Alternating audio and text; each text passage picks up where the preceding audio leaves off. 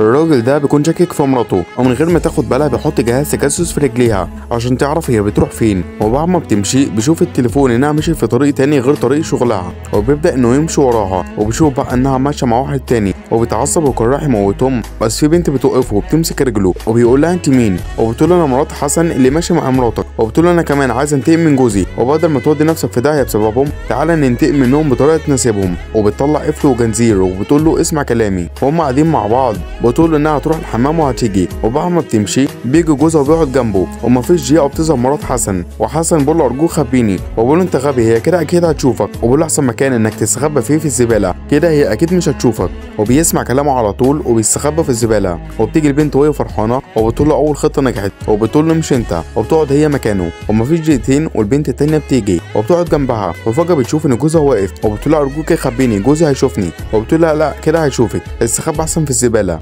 وبتسمع برضو كلامها وبتستخبى في الزباله، والاتنين بيفاجئوا من بعض. وبتقول له انت بتعمل ايه هنا يا حسن؟ وفورا هما الاتنين بيجوا وبيقفلوا عليهم بالقفل والجنزير. لو شايف ان اي حد يعمل كده مكانه في الزباله صلي على النبي.